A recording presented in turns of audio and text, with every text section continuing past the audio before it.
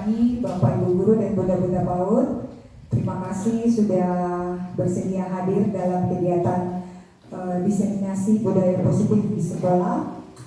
Kegiatan ini merupakan aksi nyata dari program pendidikan guru penggerak yang sementara saya ikuti, dan ini merupakan tugas untuk saya lakukan untuk membagikan apa yang sudah saya dapatkan dalam pendidikan guru penggerak. Sebelum kita mulai dengan kegiatan kita pada pagi hari ini, kegiatan kita akan berlangsung selama 2 jam ke depan. Akan selesai jam 12, tepat jam 12, dan ditutup dengan makan siang bersama. Sebelum kita memulai dengan kegiatan, kita akan awali dengan doa. Untuk itu minta kesediaan Ibu Dina untuk kita dalam doa. Kepada Ibu dipersilakan.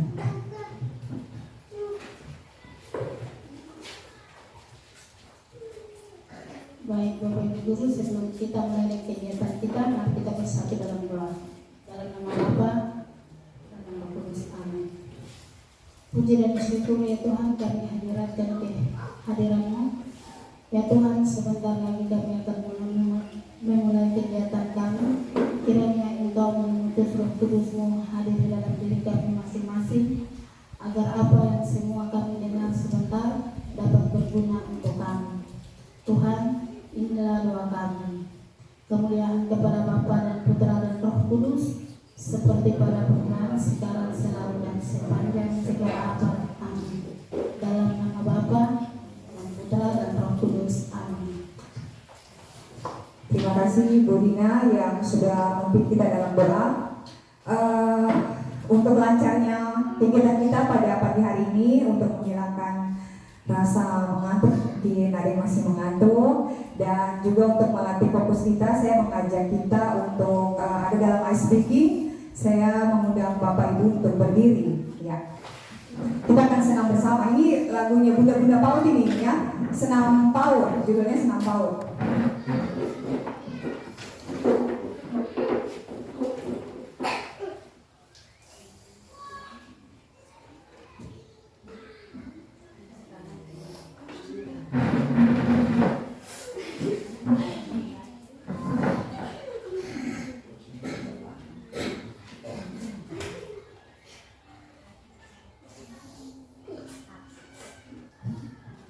Iya, Bapak Ibu Guru dengan Bunda-Bunda PAUD kita ikut gerakannya, ya, full layar.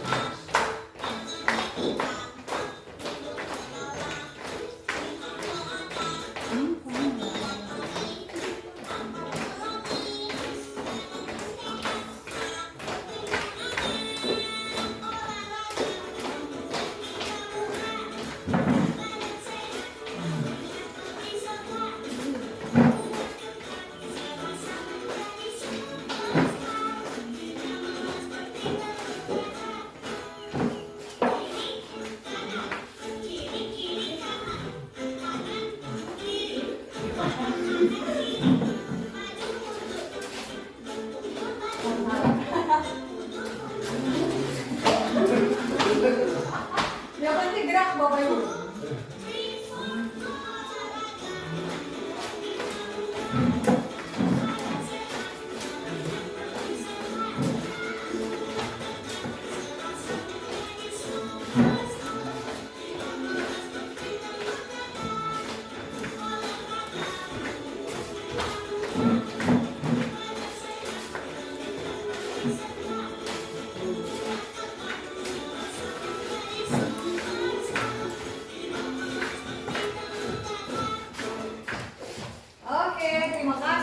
silakan duduk. Iya. Nanti bisa dipraktekkan di PAUD ya, bunda-bunda. Bapak Ibu guru juga bisa dipraktekkan di kelas supaya anak-anak semangat untuk melakukan kegiatannya. Oke, lanjut. Baik, Bapak Ibu, di pagi menjelang siang ini kita akan membahas 7 topik ya. Oke. Yang pertama perubahan paradigma belajar, yang kedua disiplin positif, yang ketiga motivasi perilaku manusia, yang keempat kebutuhan dasar manusia, 5 posisi kontrol restitusi, 6 keyakinan kelas, dan yang terakhir segitiga restitusi. Ya, saya akan membawakannya dalam kurang lebih 45 menit ke depan dan kita akan ada dalam sesi tanya jawab. Baik, yang selanjutnya, ya, perubahan paradigma belajar. Perubahan paradigma belajar merupakan konsep yang mendasar dalam menciptakan budaya positif. Pendekatan ini menempatkan murid sebagai subjek aktif dalam proses pembelajaran. Paradigma ini menggeser pendekatan yang berpusat pada guru menjadi pendekatan yang berpusat pada murid. Dalam budaya positif, perubahan paradigma belajar menciptakan lingkungan di mana murid merasa terlibat, didengar, dan didorong untuk mengambil inisiatif dalam pembelajaran. Baik Bapak Ibu, kita akan berbicara tentang budaya positif. Sebelum kita masuk di paradigma perubahan belajar, apa sih budaya positif? Ya, budaya positif adalah pembiasaan atau kebiasaan yang kita lakukan berdasarkan nilai-nilai yang ada di sekolah atau di PAUD, ya, yang ada di sekeliling kita. Nilai-nilai kebajikan. Nilai-nilai kebajikan itu apa? Contoh, misalnya saling menghargai, gotong royong, beriman bertakwa kepada Tuhan Yang Maha Esa, kejujuran, kemandirian, ya, itu semua masuk dalam nilai-nilai kebajikan. Nah, kenapa disebut budaya positif? Nilai-nilai itu akan menjadi pembiasaan bagi kita di lingkungan sekolah atau di lingkungan PAUD, ya. Jadi dikatakan sebagai budaya positif. Nah, dengan adanya budaya positif maka akan ada perubahan paradigma belajar. Budaya positif itu lebih menekankan pada pribadi murid atau pribadi anak. Selama ini kita beranggapan bahwa dalam proses belajar berpusat pada guru, berpusat pada pendidik, ya. Tetapi sejatinya pendidikan adalah berpusat pada murid. Mengapa demikian? Karena murid kita terdiri dari berbagai macam perbedaan, ya, ada keragaman. Ada perbedaan sikap atau karakter, kemudian ada perbedaan daya tangkap dalam belajar. Tentunya pasti kita mengalami, ya kan, ketika kita ada dalam aktivitas mengajar sebagai seorang pendidik baik di PAUD maupun di sekolah. Sehingga ada perubahan paradigma belajar yang selama ini berpusat pada guru yang mengatur semua, guru yang mempersiapkan semua, semuanya itu keinginan guru. Benar tidak? Selama ini seperti itu kan? Ya, saya juga menerapkan hal yang sama. Selama ini saya atur menurut kemauan saya sendiri. Tapi ternyata ketika kita belajar, nanti hari ini Bapak, Ibu guru dan Bunda-bunda akan paham apa yang dimaksud dengan berpihak pada murid. Kita kan guru lebih tua, istilahnya kita orang tua di sekolah, di PAUD. Tapi kenapa kita harus berpihak pada murid? Oke, sebentar kita bahas lebih mendalam lagi. Selanjutnya, ya, disiplin positif ini merupakan konsep inti dalam budaya positif, ya. Disiplin positif merujuk pada mendidik murid tanpa hukuman dan hadiah, dengan cara mengajarkan mereka untuk mengontrol diri, membangun kepercayaan diri dan rasa tanggung jawab, membentuk karakter positif murid agar ia mampu menentukan sendiri mana tindakan yang harus dilakukan dan mana yang sebaiknya dihindari.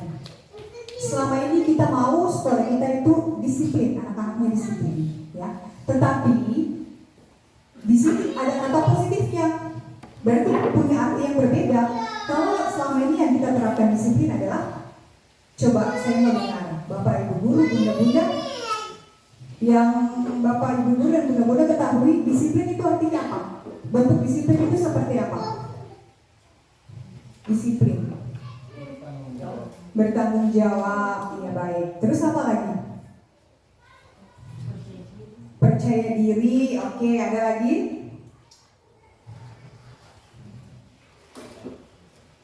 Oke, kita tahu ya disiplin ya.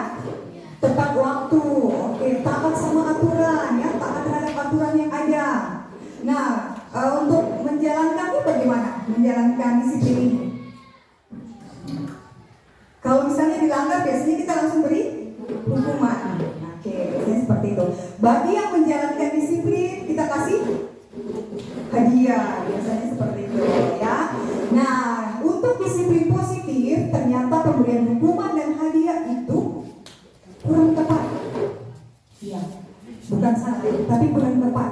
Ya, mengapa kurang tepat? Karena hukuman dan penghargaan atau hadiah itu merupakan motivasi dari luar, motivasi eksternal. Ketika kita berikan hukuman, tunggu 2 hari berikutnya dibuat lagi. Betul tak tidak? Betul. Kita kasih hadiah, oke. Hari ini dia dapat peringkat yang baik, atau hari ini dia datang tepat waktu, kita kasih hadiah. Tunggu 1 bulan berikutnya, apa datang tepat waktu? Pasti ada kemungkinan dia terlambat lagi. Ya, karena itu motivasi dari luar, bukan dari dalam diri. Motivasi dari luar dan dari dalam diri tentunya itu berbeda. Kalau dari luar tidak bersifat hanya bersifat sementara. Kalau motivasi dari dalam diri, tentunya sudah ada kesadaran dari dalam diri anak-anak. Nah, itu yang ditekankan ya. Murid mampu menentukan sendiri mana tindakan yang harus dilakukan. Itu yang dimaksud dengan disiplin positif. Bukan yang selama ini kita jalankan, kok tidak datang tepat waktu, kok berkelahi, berarti kok dapat hukuman, dapat buku, dapat cubit, dapat marah. Ya, saya juga buat begitu ya, Bapak Ibu guru, Bunda-bunda, saya juga buat seperti itu. Oke, lanjut. Nah, ini dia motivasi perilaku manusia. Anak-anak kita banyak sekali biasa membuat kesalahan di kelas, membuat tindakan-tindakan yang tidak sesuai dengan apa yang kita mau ya. Itu namanya perilaku, ya, perilaku manusia. Kalau yang kita bahas adalah perilaku anak-anak kita, ya. Motivasi perilaku manusia yang pertama itu untuk menghindari hukuman, ya. Ini tadi kita bahas yaitu motivasi eksternal dari luar, ya. Kemudian untuk mendapatkan imbalan atau penghargaan, ini juga motivasi eksternal, ya. Sampai di situ dulu. Ketika motivasi eksternal, berarti dia melakukan itu karena ada sesuatu, ya kan? Itu motivasi perilaku. Kok saya buat begitu supaya guru kasih saya hadiah. Tapi kalau ketika guru sudah tidak kasih hadiah, apakah dia mau buat? Tidak, karena dia sudah biasa dikasih hadiah kan? Oh, ibu guru tidak kasih, besok saya tidak mau buat. Besok saya mau datang terlambat, ibu guru tidak kasih saya hadiah lagi, tidak kasih saya gula-gula lagi. Jadi motivasinya motivasi eksternal dari luar, ya. Begitu pula juga dengan hukuman. Oke, untuk menjadi orang yang mereka inginkan dan menghargai diri sendiri sesuai dengan nilai-nilai yang mereka percaya. Nah, ini yang motivasi internal. Motivasi dari dalam diri. Jadi ketika dia melakukan sesuatu itu, dia tahu nilai-nilai yang harus dia lakukan, ya, supaya dia dihargai. Dia sadar, oh saya sadar ketika saya melakukan itu baik untuk diri saya. Itu namanya motivasi apa? Internal, dari dalam diri, bukan karena takut hukuman, bukan karena mendapat hadiah. Ya, itu namanya motivasi internal. Saat guru memahami ketiga motivasi perilaku manusia, maka guru bisa memilah apa yang menjadi motivasi perilaku murid. Guru sebaiknya menghindari hukuman dan pemberian penghargaan berlebihan untuk menghindari motivasi eksternal. Wah, ini yang berat. Kita sudah biasa kasih hukuman, betul tidak? Iya, saya juga ketika murid buat salah, Ya pasti saya juga tanduk keluar ya. Ya kemudian bahkan juga kan ini baru mengajar di kelas kecil ya, kalau di kelas besar pasti saya juga kasih hukuman bagi anak-anak yang buat salah. Tetapi ternyata kita sebagai pendidik disarankan untuk menghindari hukuman dan penghargaan yang berlebihan. Hukuman bisa diberikan tetapi lihat situasi. Kasusnya, lihat tingkat kasusnya seperti apa. Kalau yang sudah berhubungan dengan hukum, tentu misalnya tindakan kriminal, pasti ada hukuman. Ya. Tapi kalau tindakan itu berhubungan dengan motivasi perilaku yang masih bisa kita atasi untuk mengubah dia menjadi karakter yang lebih baik, ya jangan pakai hukuman. Pakai cara apa? Nanti kita bahas lagi. Ya, baik. Lanjut. Ya ini dia 5 kebutuhan dasar manusia. Tadi kita sudah bahas bahwa motivasi perilaku manusia itu berdasarkan kebutuhan. Ya, kita harus bisa memahami apa yang menjadi kebutuhan murid kita ketika mereka membuat kesalahan. Ketika membuat kesalahan pasti ada alasan. Nah alasan itu yang merupakan kebutuhan dasar dia yang ingin dia penuhi. Yang pertama bertahan hidup. Bertahan hidup ini berhubungan dengan makanan, minuman, kenyamanan, itu bertahan hidup ya. Kemudian ada kebutuhan penguasaan. Penguasaan ini berarti kebutuhan untuk diakui, diakui bakatnya ya. Kemudian kesenangan. Kesenangan ini kebebasan untuk memilih. Selanjutnya kasih sayang dan rasa diterima, pasti paham ya. Kemudian kebebasan. Oke. 5 kebutuhan dasar manusia ini yang terkadang kita abaikan. Ketika anak buat salah, ya sudah, maju dapat hukuman. Kita tidak bisa sendiri, kita tidak menyelidiki kenapa sampai dia melakukan kesalahan itu, alasannya apa. Kita lihat lagi latar belakangnya bagaimana, kemudian relasinya dengan teman di kelas seperti apa, maka kita akan tahu kebutuhan yang sedang dia ingin penuhi ya. Contoh ada kasus, lanjut pertanyaan pemantik ya.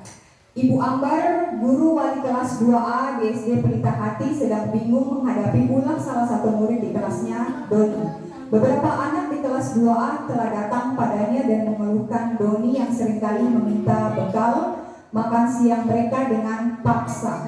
Jika Anda menghadapi situasi seperti Ibu Ambar, apa yang akan Anda lakukan? Menurut Anda, kira-kira apa alasan Doni melakukan hal itu? Ya, jadi ada Doni, ada anak nama Doni. Kasus yang dia buat apa ya? Ya, minta bekal makanan dari teman-temannya. Kalau misalnya bapak ibu bunda-bunda ini jadi Ibu Ambar, apa yang bapak ibu guru dan bunda akan lakukan menghadapi kasusnya Doni? Ayo coba saya mau dengar suara. Kita pakai mic ya. Oke. Setelah itu nanti Pak dulu ya. Yang pertama yang akan saya lakukan adalah umpamanya saya berada di Ibu Ambar. Ya. Yang saya akan lakukan adalah memanggil Doni dan melakukan pendekatan kepada Doni dan bertanya kepadanya mengapa sampai bisa ambil bekal teman-teman. Mungkin ada alasan tertentu. Baik, terima kasih Bu Guru. Iya, luar biasa. Terima kasih. Lanjut Pak Guru. Oke, baik Ibu. Kalau saya sebagai Ibu siapa tadi, Ibu Ambar. Jadi, mungkin yang saya lakukan pertama, saya harus mengunjungi mungkin ke orang tua Doni, kemudian menyelidiki apa penyebabnya, atau mungkin anak ini sering bergaul dengan mungkin kalangan anak-anak yang bisa dikatakan nakal, sehingga berpengaruh kepada perilaku tersebut. Baik, luar biasa Pak Guru, terima kasih. Dari bunda-bunda, saya mau dengar suara bunda-bunda dulu. Bagaimana kalau jadi Bu Ambar ya, ada kasus seperti itu, Doni suka mengambil bekal atau makanan temannya. Apa yang bunda-bunda lakukan? Datang langsung jiwa teringat. Atau bagaimana? Coba bunda, siapa yang mau bicara? Singkat, padat saja, singkat saja. Saya langsung marah dia, atau saya panggil dia, atau bagaimana? Bunda-bunda? Oke, nanti kalau mau bicara boleh angkat tangan ya. Oke. Ya, pertanyaan yang berikut sebelum kita bahas lebih lanjut, menurut Bapak, Ibu guru dan Bunda-bunda, kira-kira apa alasan Doni melakukan hal itu? Itu untuk memenuhi kebutuhan apa kira-kira? Kan ada 5 kebutuhan. Bertahan hidup. Bertahan hidup, oke baik. Ada lagi yang lain?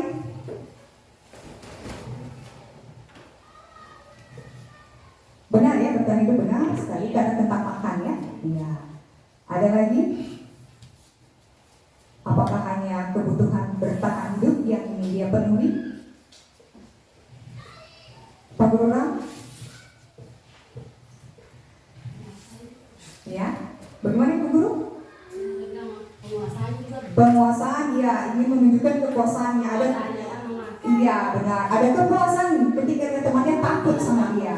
Ya benar sekali Bu Guru. Oke baik. Ada lagi kira-kira kebutuhan apa?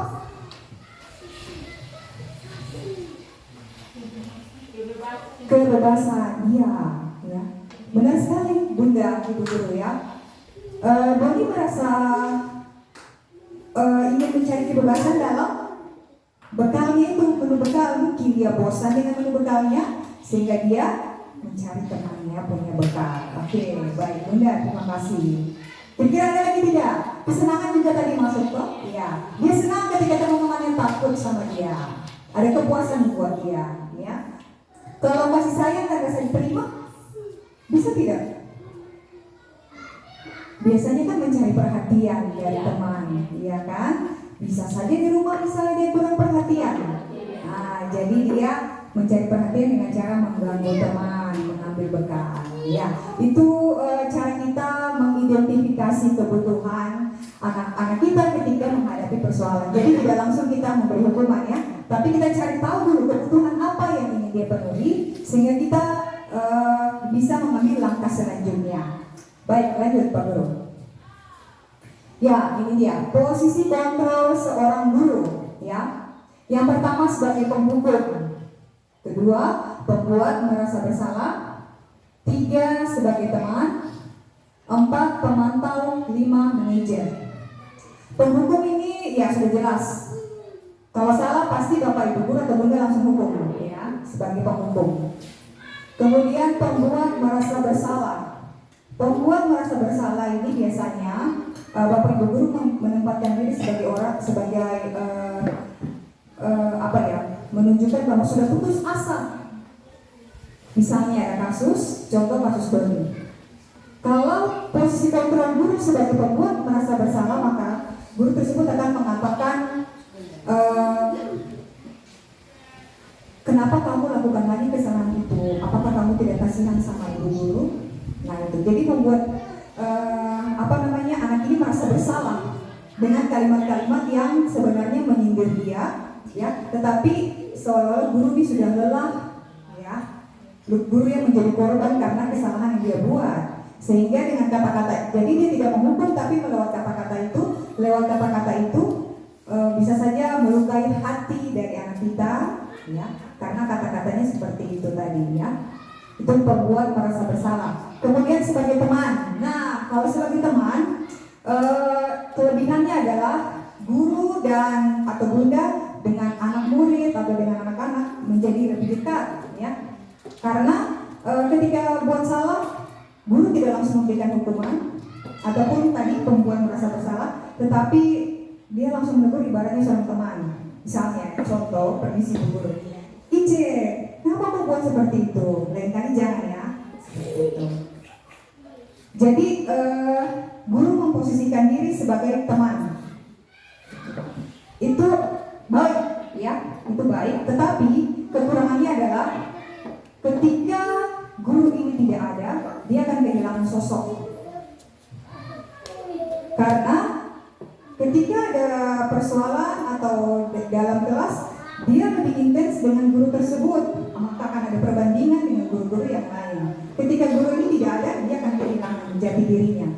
Dia kehilangan sosok guru tersebut. Dan biasanya kalau kita menempatkan posisi kita sebagai teman, murid kita akan mendengar kita dengan baik. Tetapi ketika kita tidak ada, digantikan oleh guru yang lain memberikan misalnya teguran, dia tidak akan respon. Karena apa? Dia sudah akrab dengan gurunya tadi, dia sudah anggap sebagai teman.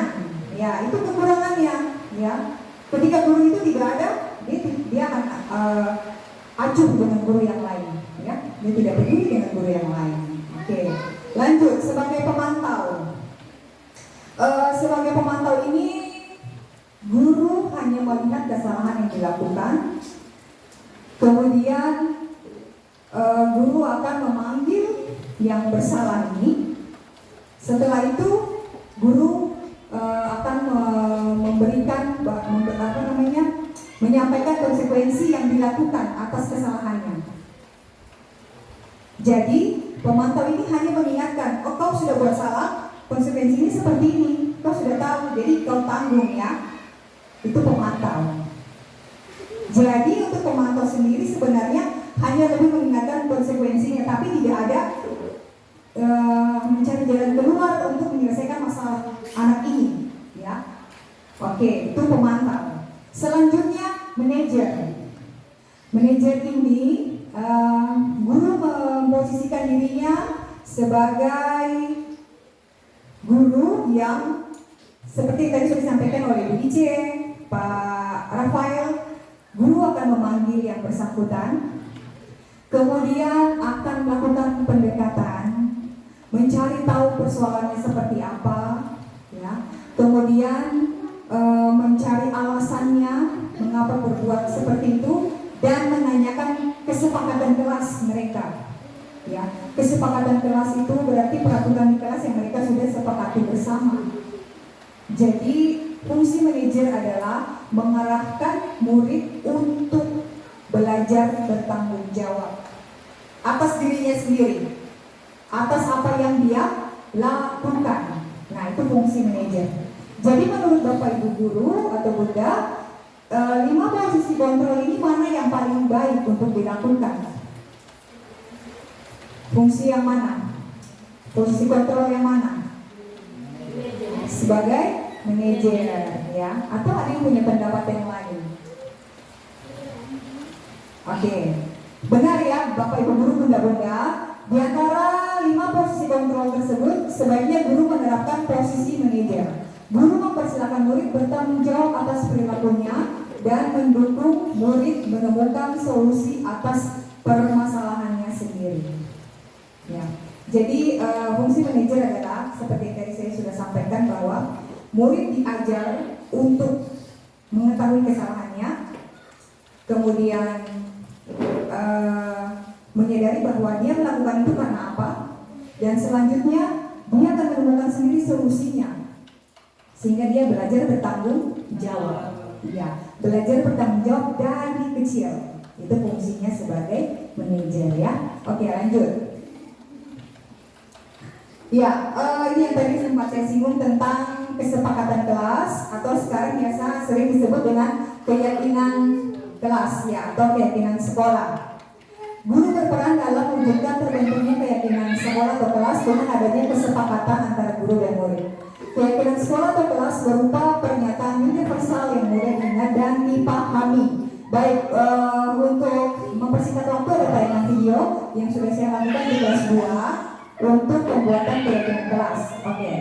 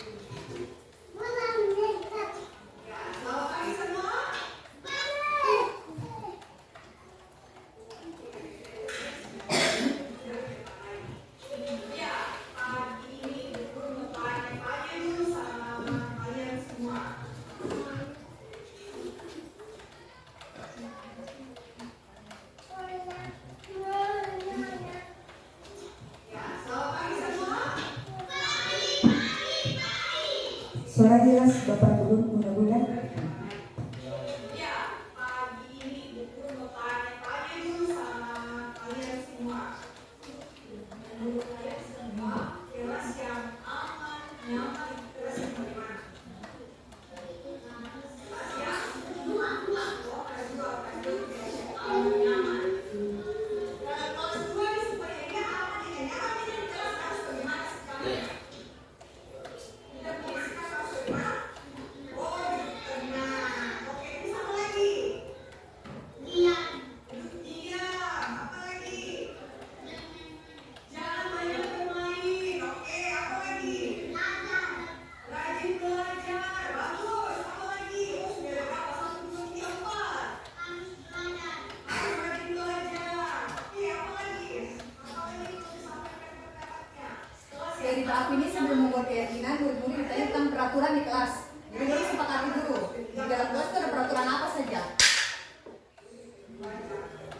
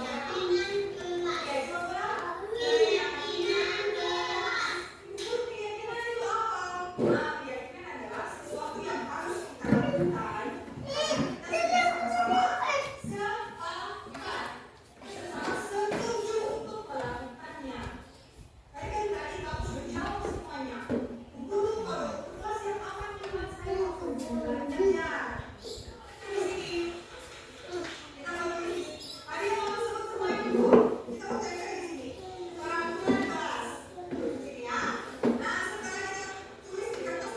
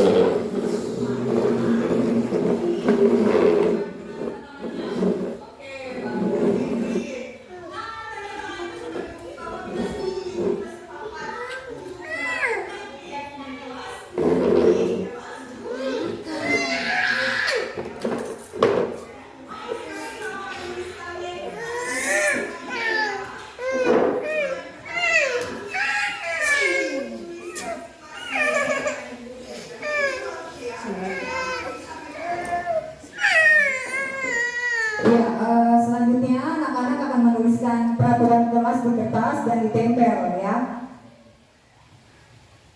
Kemudian ya tanda tangan. Langsung anak-anak tanda tangan ya. Setelah itu anak-anak tanda tangan. Ya, ini kelas 2 sudah belajar tanda tangan, tapi tanda tangan semua sama. Iya. Daun ya, oke daun.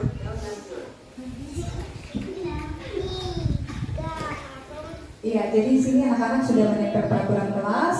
Terus di sebelahnya itu ibu guru bantu menuliskan keyakinan kelas ya berdasarkan peraturan kelas yang tadi mereka sudah bahas. Nah, tanda tangan ini merupakan wujud kesepakatan anak-anak bahwa kita sudah membuat keyakinan kelas, berarti sama-sama harus dipatuhi. Jadi tanda tangan.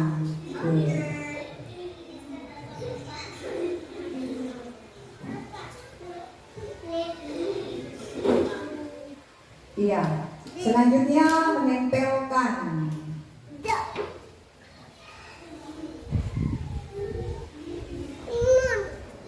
Cari tempat untuk menempel, dipajang di kelas agar anak-anak bisa mengingat keyakinan kelas yang mereka sudah buat bersama. Oke, baik. Jadi itu gambaran singkat tentang pelaksanaan keyakinan kelas, ya. Jadi nanti Bapak Ibu bisa coba.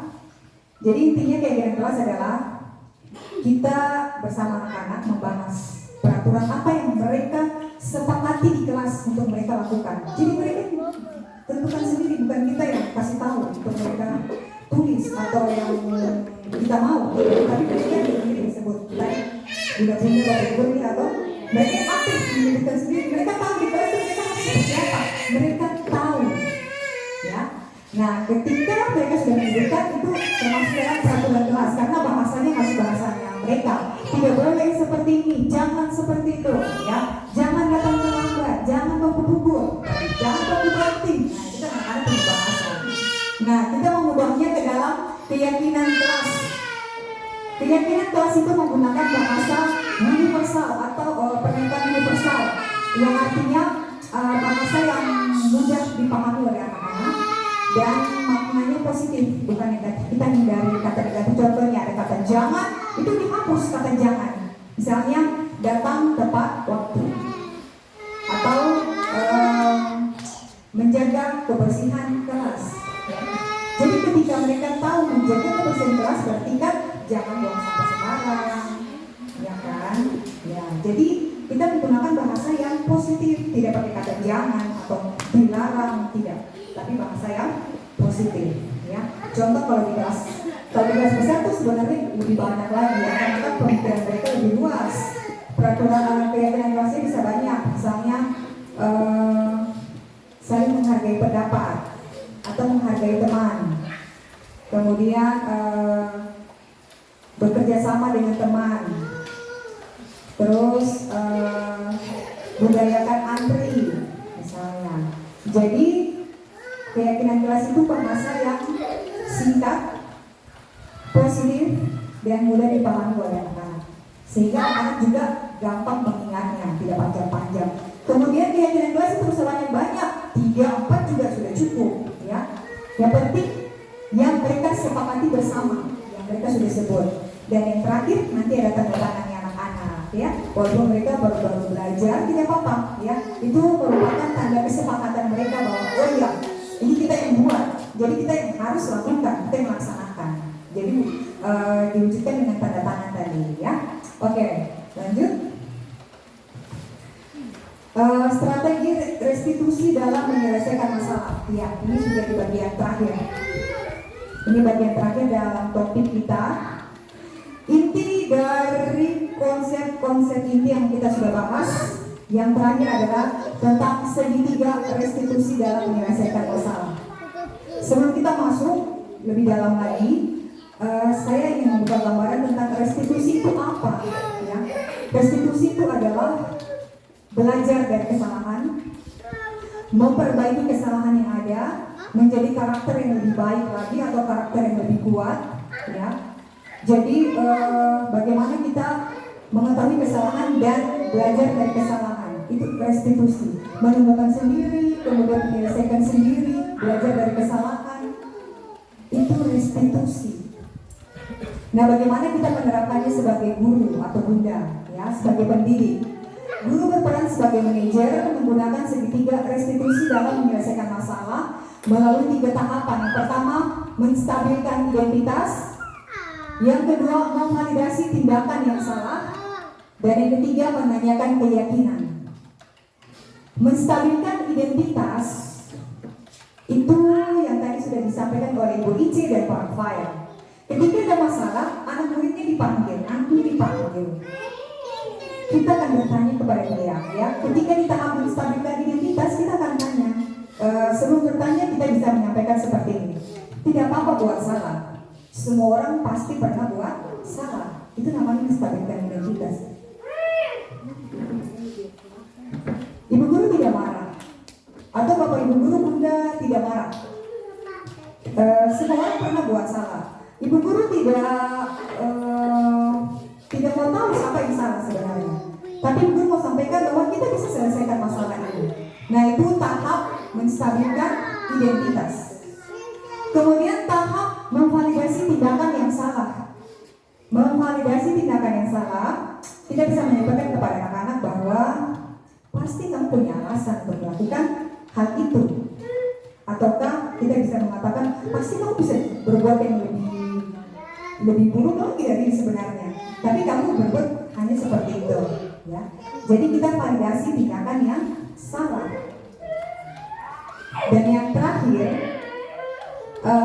menanyakan keyakinan. Tahap memvalidasi tindakan yang salah, di sini kita akan tahu bahwa ini kebutuhan apa yang ingin dia penuhi, ya, akan kelihatan di situ. Yang tadi 5 kebutuhan juga, ya. Dan yang terakhir menanyakan keyakinan. Keyakinan apa? Ya, keyakinan itu kalau misalnya kita sudah buat keyakinan kelas, kita bisa tanya, kira-kira dari kesalahanmu itu kau sudah melanggar keyakinan yang mana? Yang kita sudah sepakati bersama itu, kamu langgar yang mana? Nah, kita menanyakan keyakinan. Atau menurut kamu sebagai keluarga di sekolah, seharusnya sikap kita yang baik itu seperti apa? Misalnya kasusnya Doni tadi dengan temannya. Sebagai keluarga, kita harus buat seperti apa? Nah itu, ya. Jadi kita menanyakan keyakinan atau nilai-nilai yang harusnya kita lakukan ketika ada masalah seperti itu. Jadi anak-anak akan belajar mengetahui, oh saya ternyata melanggar, dan saya membuat kesalahan yang berhubungan dengan ini. Misalnya keyakinan kelas, tadi saya kan menghargai teman. Dan kalau aku pukul, berarti kan keyakinan kelas yang dilanggar adalah menghargai teman. Itu berhubungan dengan menghargai teman. Jadi di posisi ini adalah murid mulai mencari jalan keluar, guru memberikan dukungan, ya, guru memberikan penguatan. Jadi ya, kau sudah sadar bahwa ternyata harus seperti ini. Jadi lain kali jangan seperti itu. Harus jalankan keyakinan kelas ini. Kau sudah disepakati bersama, berarti dilaksanakan. Kita mengingatkan kembali nilai-nilai yang sudah disepakati. Nah, nilai yang dinamakan dengan restitusi. Ya, bagaimana kita menyelesaikan masalah dengan segitiga restitusi. Tidak harus memberikan hukuman ataupun penghargaan, tetapi kita ada dalam menstabilkan identitas, validasi tindakan yang salah, dan menanyakan keyakinan. Ya, saya akan coba Pak Guru konekkan Bluetooth ya di speaker biar kita volumenya bisa terdengar dengan baik. Di sini nanti ada video tentang contoh. Kemarin saya contoh menyelesaikan kasus kasus di sekolah, ada 2 kasus. Nanti bisa dilihat bagaimana penerapannya ya.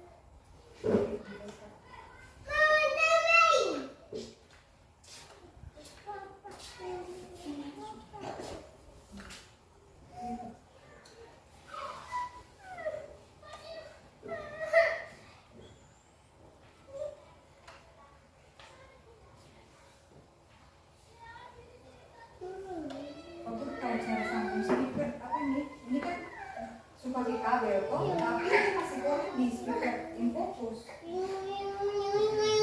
Mau sambungkannya punya speaker di sini.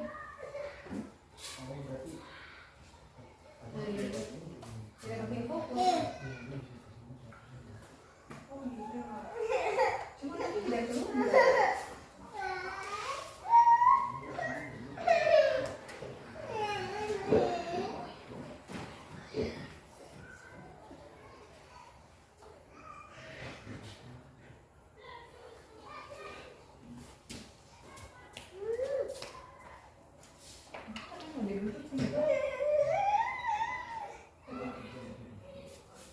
Sudah.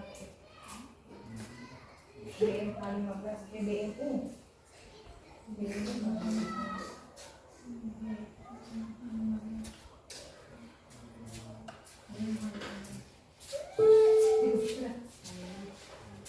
Oke.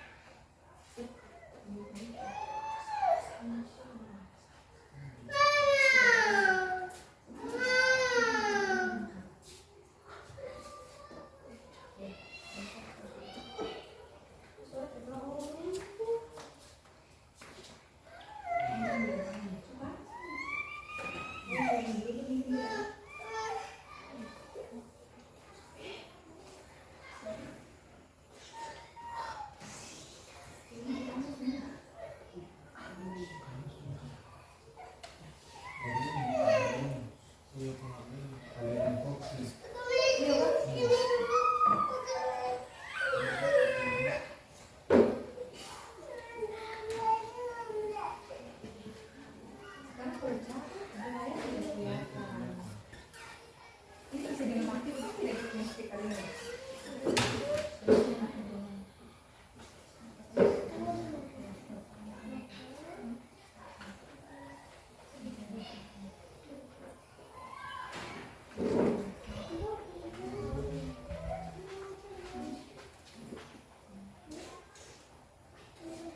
Mohon maaf Bapak Ibu guru, Bunda-bunda, kita atur dulu.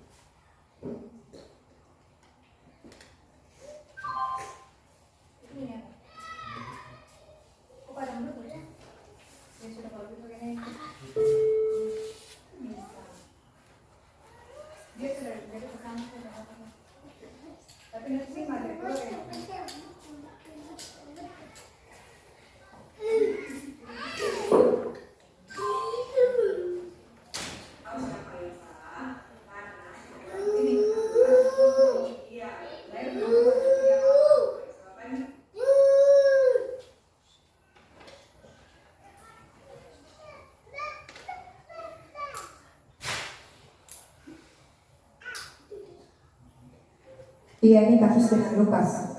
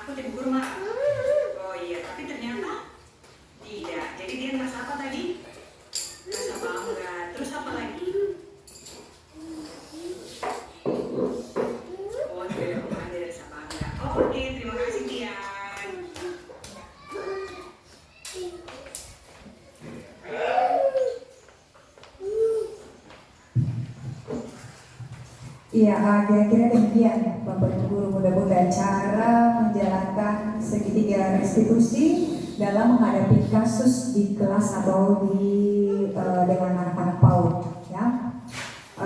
Kurang lebih gambarannya seperti demikian. Jadi ketika ditanya tanggapan kepada anak-anak, mereka responnya tadi bagaimana? Senang, ya, bangga, ada yang bangga juga.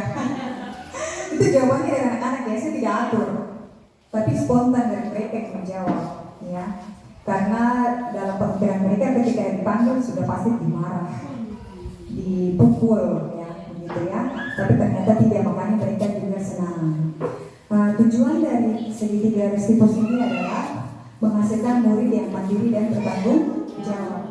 Dia tahu dia salah, dia akan bertanggung jawab atas kesalahannya, ya, seperti tadi contohnya.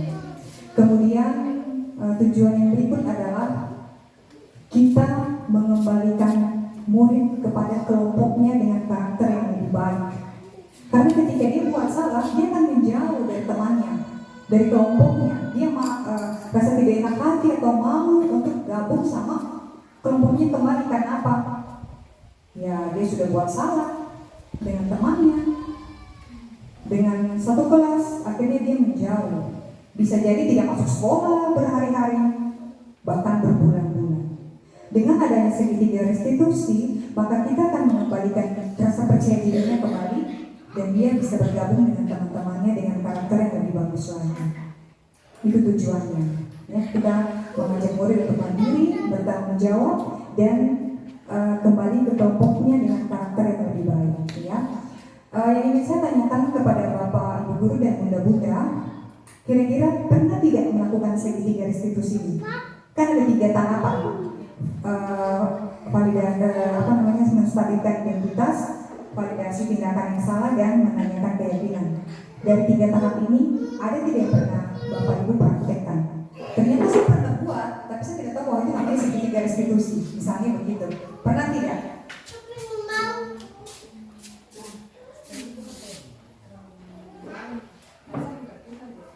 Ada tidak Bapak Ibu? Ada ya? Bisa cerita apa Bro? Boleh? Ini kasus yang pernah saya dapat. Jadi pada saat jam pelajaran, jadi kita tidak jam pelajaran. Jam pertama ada 2 anak yang tidak masuk. Kemudian saya tanyakan kepada teman-temannya, penyebab dari mereka tidak masuk ini kenapa? Teman-temannya menjawab, anak tersebut tidak mau masuk ke dalam kelas. Penyebabnya karena bermain. Seperti itu. Kemudian saya sampaikan kepada ketua kelas untuk memanggil anak tersebut. Ketika disuruh panggil, anak tersebut takut untuk masuk. Kemungkinan mereka berpikir pasti kalau masuk nanti dapat hukuman. Oke, kemudian saya biarkan. Habis itu kita 2 jam pelajaran selesai, kita istirahat. Saya ke kantor, kemudian saya panggil anak tersebut, 2 anak. Kemudian menyelesaikan persoalan yang tadi mereka hadapi. Yang pertama mereka takut. Kemudian kebetulan langsung ada wali kelasnya. Langsung saya sampaikan juga dengan wali kelas supaya wali kelas tahu tentang perilaku anak tersebut untuk kedepannya tidak diulangi pada saat jam pelajaran tersebut. Terima kasih. Terima kasih Pak Guru, luar biasa. Ya, terima kasih Pak Guru, luar biasa tadi pengalaman yang sudah diceritakan. Ternyata Pak Guru juga sudah pernah melaksanakan ya. Oke, Bu Nina. Jadi dari saya kemarin saya ada menghadapi kasus itu Bapak Lurah dengan Pak Islamnya pergi jemput ibu toh. Jadi mereka suruh saya buka sekolah. Jadi saya masih di rumah. Di sekolah itu dia sudah berkelahi itu Feby, Ruth, Rudy. Jadi dia waktu itu Asel. Sedangkan Aselnya ini tidak tahu kalau dia ada berkelahi sama dia. Jadi sini itu sudah pukul dengan pakai apa. Jadi saya sampai di sekolah, mereka sudah pulang. Saya panggil mereka kembali sampai di sekolah. Saya kasih apel dulu. Setelah selesai apel, baru saya panggil mereka. Panggil mereka ada 4 orang. Ada Sela, ada Ruth, Baby, Rudy. Saya panggil mereka, terus tanyakan ke mereka, suruh mereka cerita kenapa sampai mereka bisa berkelahi, sampai Ruth ini bisa pukul Rudy.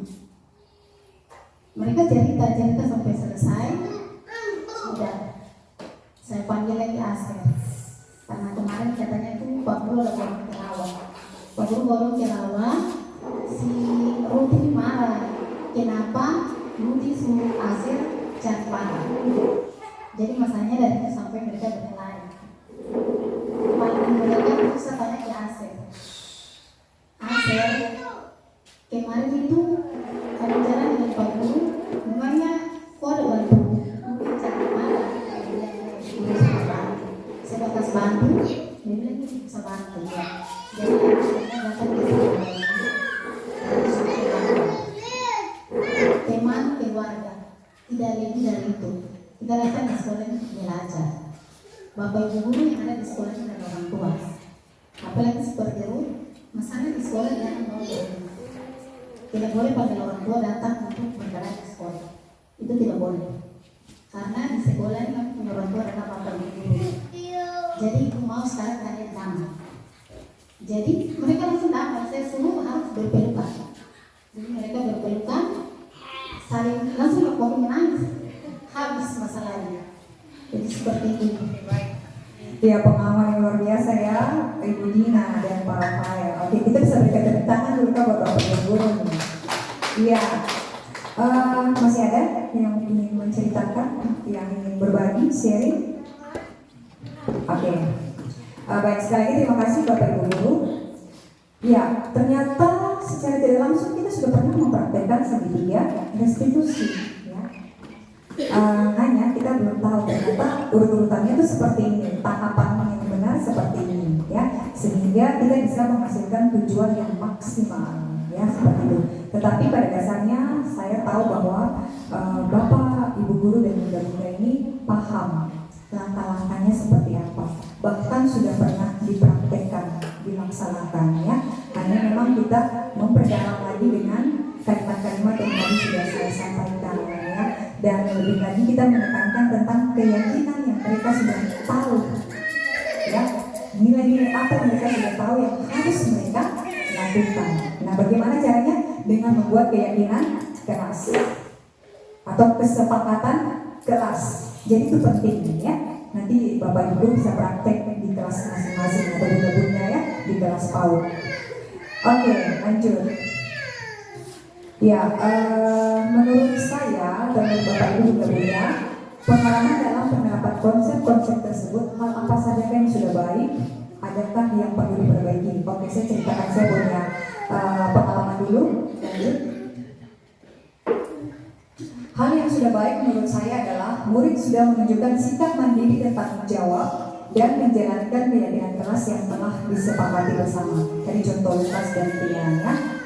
Mereka mulai mandiri dan tanggung jawab atas kesalahan yang mereka buat, ya. Mereka sadar terus harus seperti apa.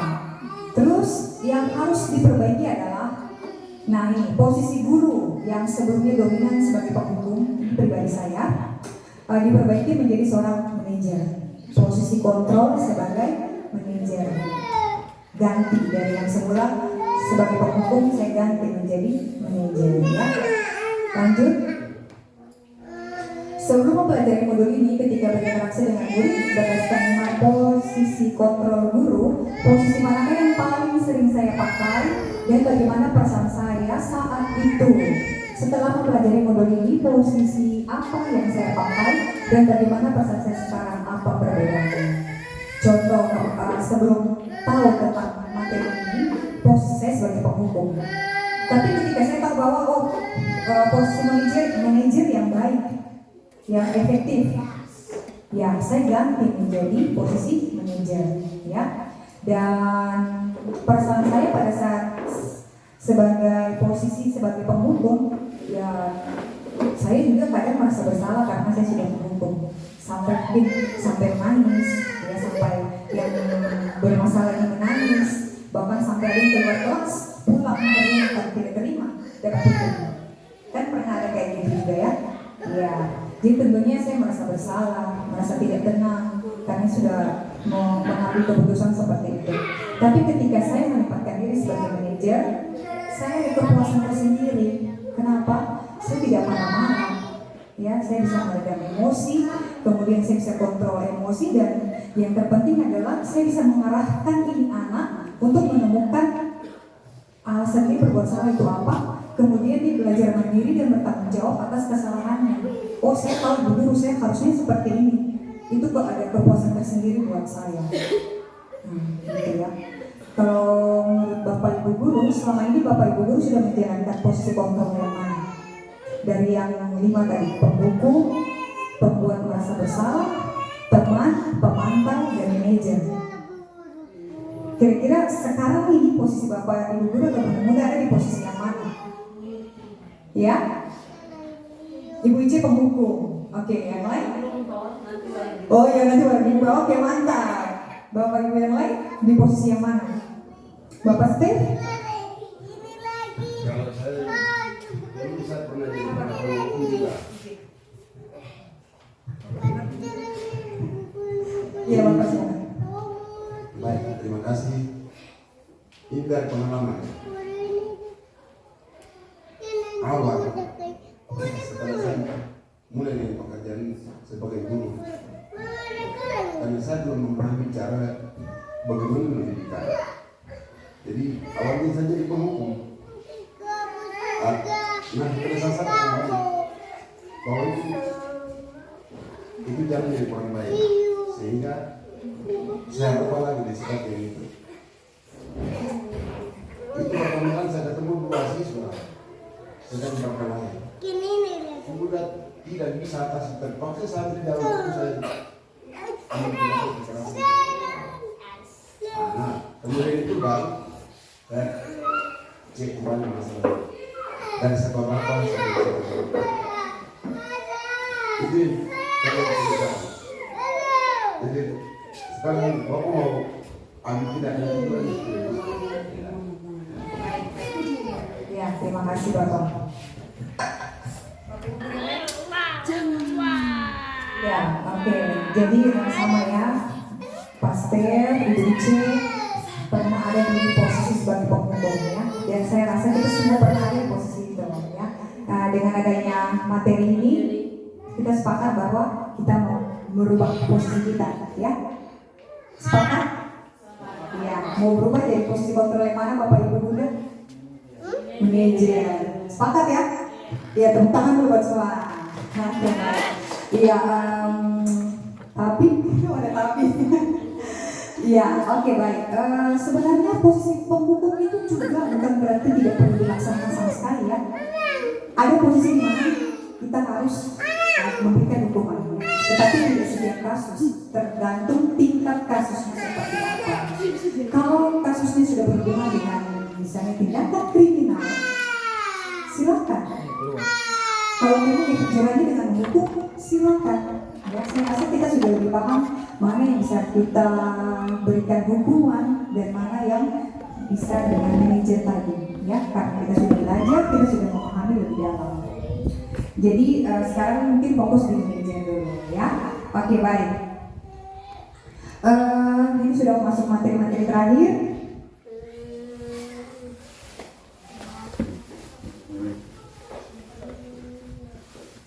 Oke baik, terima kasih Bapak Ibu Guru, Bunda-Bunda. Sebelum saya mengakhiri kegiatan kita di siang hari ini, mungkin ada yang ingin bertanya ataukah ada pendapat yang lain tentang materi yang disampaikan. Misalnya, Ibu saya kurang setuju dengan pernyataan itu, misalnya. Boleh disampaikan, kita diskusi sama-sama. Silakan Bapak Ibu, Bunda-Bunda.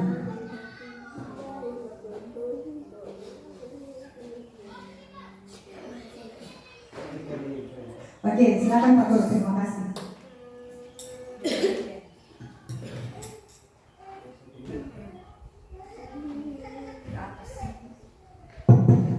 Oke, baik Ibu, terima kasih atas mungkin pencerahannya kepada kami guru-guru. Kemudian yang mungkin saya minta Ibu, materi yang tadi kita dapat ini kiranya mungkin Ibu bisa bagikan kita dalam bentuk mungkin ditulis saja Ibu kepada Bapak Ibu guru. Saya terima kasih. Baik Pak, terima kasih. Dari Bapak Ibu yang lain, Bunda-Bunda.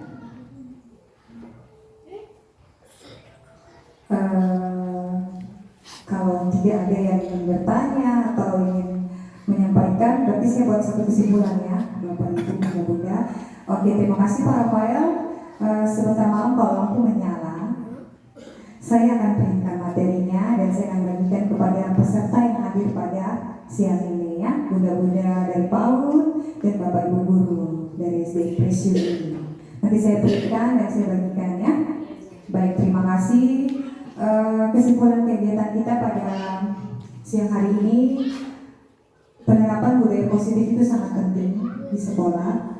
Bagaimana kita menciptakan karakter-karakter yang luar biasa, karena pada dasarnya bahwa anak-anak kita ini, kita tidak perlu mengubah mereka menjadi sosok yang kita mau ya. Tetapi mereka punya nilai-nilai yang sudah ada, yang perlu kita kembangkan, kita tuntun menjadi karakter yang lebih baik. Anak-anak kita paham, mereka kalau mau jadi anak baik mereka harus seperti apa, mereka paham. Tugasnya kita adalah menuntun mereka. Kita belajar mengetahui kebutuhan mereka ini apa sebenarnya yang belum terpenuhi. Dengan mengetahui kebutuhan mereka, kita bisa menolong mereka dalam menyelesaikan masalah. Ya, kita mewujudkan pendidikan yang berpihak pada murid. Bagaimana kita mengenal karakter mereka, kita tidak memaksakan apa yang kita mau. Ya, filosofi pendidikan menurut Ki Hajar Dewantara adalah pendidikan yang berhamba pada anak. Bukan berarti kita jadi hambanya anak, bukan. Ya, tapi kita belajar mengenal karakteristik anak kita, sehingga dengan mengenal karakteristik mereka, kita lebih paham bagaimana menangani mereka, bagaimana menyelesaikan masalah mereka, sehingga penerapan budaya positif itu bisa dilaksanakan. Dan yang terpenting adalah adanya kolaborasi, kerjasama Bapak Ibu guru dan bunda-bunda di tempat masing-masing. Kolaborasi dalam mewujudkan budaya positif. Misalnya, kan sudah terima materi sekarang nih, minggu depan, misalnya kalau besok terlalu cepat, minggu depan kita lihat di kelasnya Ibu Nina, oh sudah ada keyakinan kelas yang ditempel di dinding. Kita kasih semangat, kita kasih motivasi, dan kita juga jangan mau kalah, kita juga buat di kelas, ya kan?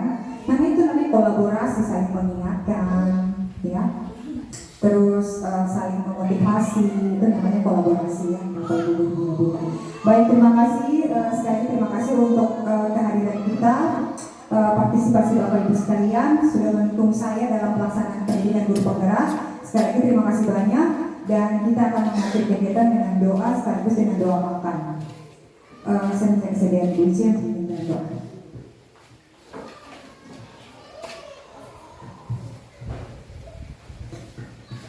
Mari Bapak Ibu guru serta guru Bapak, kita bersatu dalam doa. Yang beragama lain telah disampaikan. Berdoa mulai dalam nama Bapa dan Putra dan Roh Kudus. Amin. Terima kasih Allah Bapa Tritunggal Maha Kudus atas berkat perlindungan dari pagi hingga pada siang hari ini. Kami telah selesai melakukan kegiatan kami. Kiranya materi yang kami dapat terapkan di dalam lingkungan sekolah dan dapat berguna bagi kami sebagai seorang guru. Tuhan Yesus, sebentar lagi kami akan makan. Terima kasih atas tangan yang telah menyediakan makanan ini Tuhan. Tuntunlah kami, semoga makanan ini jadi penguat bagi tubuh jasmani kami.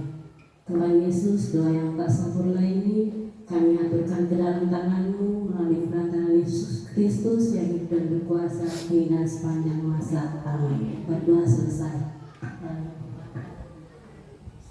Baik, terima kasih Bu Guru. Kita lanjut foto bersama. Ya, selamat pagi semua. Pagi. Oke, lihat ke bibir sini. Saya lihat di tempat lain. Iya, pagi ini Ibu Guru mau tanya-tanya dulu sama kalian semua. Menurut kalian semua, kelas yang aman, nyaman itu kelas yang bagaimana? Kelas yang Dua. oh kelas 2 itu kelas yang aman, nyaman. Kalau kelas 2 ini supaya dia aman dengan nyaman, kita di kelas harus bagaimana sikapnya? Kita punya sikap harus bagaimana? Oh, duduk tenang. Oke, terus apa lagi? Diam Duduk diam. Apa lagi? dan main-main. Jangan banyak bermain. Oke, apa lagi? Belajar. Rajin belajar. Bagus. Apa lagi? Oh, sudah ada berapa? 1, 2, 3, 4. Harus belajar. Harus rajin belajar. Oke, apa lagi? Apa lagi yang perlu disampaikan pendapatnya? Kelas yang aman, nyaman itu yang bagaimana? Ada lagi? Tadi yang pertama teman sudah bilang harus duduk diam dengan tenang. Terus yang kedua jangan banyak bermain. Yang ketiga harus belajar dengan baik. Ada lagi tidak? Ada. Apa? Jangan baku pukul. Oh, jangan baku pukul atau berkelahi dengan Teman. teman. Oke, Jangan baku bagus. marah. Jangan baku marah ya sama Nanti teman. malaikat menangis. Oh, nanti malaikat menangis. Oke, berarti jangan marahan sama teman. Kira-kira masih ada lagi atau tidak? Jangan bangun banting. Oke, berarti itu tadi masuk di tidak boleh berkelahi ya sama artinya. Oke, terima kasih Daud. Ada lagi? Kira-kira apa lagi ya yang harus kita lakukan agar terus aman? Jangan main nakal. Atau tidak boleh nakal. Oke, Daud. Ada lagi tidak yang lain? Ada. Apa? Harus pintar. Oh, harus pintar. Pintar apa? Jangan masak. Pintar masak. Gitu kalau di rumah, kalau di sekolah pintar membaca. Oke, jangan ganggu teman tadi Daud bilang. Kemudian kalau masuk di sekolah boleh terlambat atau tidak? Tidak boleh. Hah? Harus menyapu di kelas. Oh, harus menyapu di kelas. Berarti menjaga kebersihan kelas. Oke, bagus. Terus tadi Roger bilang datang tepat waktu di sekolah, jangan terlambat. Ya, ada lagi? Wih, sudah banyak ya. Yang tadi anak-anak sebut semua itu namanya peraturan kelas. Coba ulang, apa namanya? Peraturan kelas. Oke, itu namanya peraturan kelas. Kalau guru hitung-hitung tadi itu sudah banyak. Nah, sekarang peraturan kelas itu kita mau sepakat bersama-sama. Kita mau sepakat bersama-sama untuk menulisnya dalam sebuah kertas yang nanti kita sebut sebagai keyakinan kelas. Sebagai apa? Keyakinan kelas. Ya, coba ulang. Keyakinan kelas. Ibu guru, keyakinan itu apa? Nah, keyakinan adalah sesuatu yang harus kita lakukan karena kita sudah sama-sama sepakat. Kita sudah sama setuju untuk melakukannya. Tadi kamu sudah jawab semuanya. Bu guru, kalau untuk kelas yang aman nyaman saya harus rajin belajar, saya tidak boleh ganggu teman, saya tidak berkelahi. Terus apa lagi tadi? Saya tidak bermarahan, saya harus rajin belajar. Ya kan? Menjaga kebersihan. Nah, kita mau menuliskannya nanti di sini, ya. Kita mau tempel nanti di sini. Kita mau tulis. Tadi yang kamu sebut semua itu, kita mau tempel di sini. Peraturan kelas. Tulis di sini ya. Nah, setelah kita tulis di kertas baru tempel di sini, selanjutnya nanti kita mengubahnya menjadi kalimat yang singkat, yang pendek. Nah, kita tulis di sini nanti di kolom sebelahnya, yaitu kolom keyakinan kelas. Kalau yang kolom pertama tadi itu tentang apa? Peraturan kelas. Yang di sebelahnya itu tentang keyakinan kelas. Oke, jadi Bu Guru kasih contoh. Kalau peraturan kelas, tadi kan kalian bilang di kelas harus menyapu, ya, harus menyapu kelas. Jangan banting. Jangan berkelahi atau jangan kupu banting. Nah, dua kalimat itu kita akan ubah menjadi bahasa yang enak didengar, supaya kalau orang dengar, saya takut kenapa dia bicara seperti itu. Itu jahat sekali. Nah, kita ubah menjadi jangan baku marah. Nah, kita ubah kalimat itu menjadi kalimat yang enak didengar, supaya teman-teman yang dengar, wah betul ya, kita harus seperti itu ya. Yang dengar tidak rasa takut. Jadi kita akan ubah seperti ini. Saling menghargai teman. Saling menghargai teman. Kalau kita menghargai teman berarti apa? Kita tidak baku pukul, kita tidak baku marah, tidak baku banting. Iya toh? Iya, karena kita saling menghormati atau saling menyayangi teman. Nah, itu nanti kita tulis di keyakinan kelas. Setelah sudah menulisnya, semua nanti tanda tangan. Tahu tanda tangan ketiga? Tahu gua. Tahu. Apa itu tanda tangan? Kita di kertas baru tanda tangan. Oh, bisa ya? Nanti yang belum tahu tanda tangan, Ibu Guru bantu. Kenapa tanda tangan, Ibu Guru? Supaya itu bukti. Mana coba Ibu Guru lihat tanda tangannya? Oke, bagus Hendrik. Nah, tanda tangan itu sebagai bukti bahwa kita setuju, kita sepakat untuk melakukan keyakinan kelas di kelas 2. Kelas 2. Oke, Daud, tanda tangannya juga sudah ada. Oke, sekarang kita mau menuliskannya di kertas. Ibu Guru akan bagi.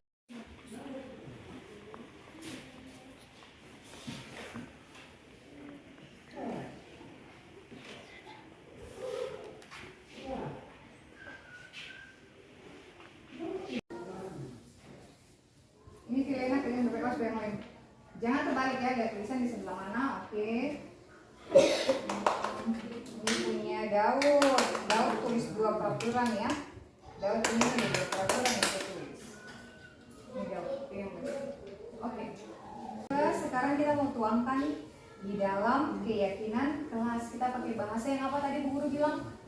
Bahasa yang enak didengar, yang mudah kalian ingat.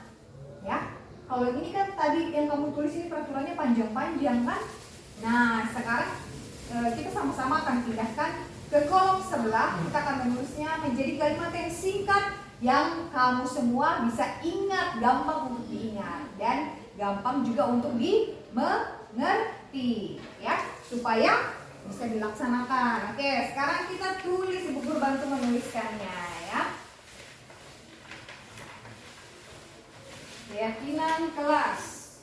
Oke, Antonia tanda tangan. Ya. Berikutnya siapa namanya di situ? Daud ya. Oke, Daud. Daud lanjut. Oke, bagian sini dah. Kita kulen.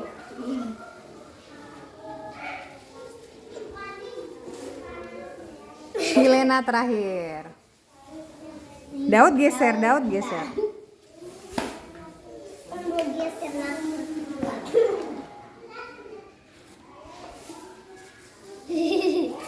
Oke. Geser rasa tempat. Gitu, teman-teman.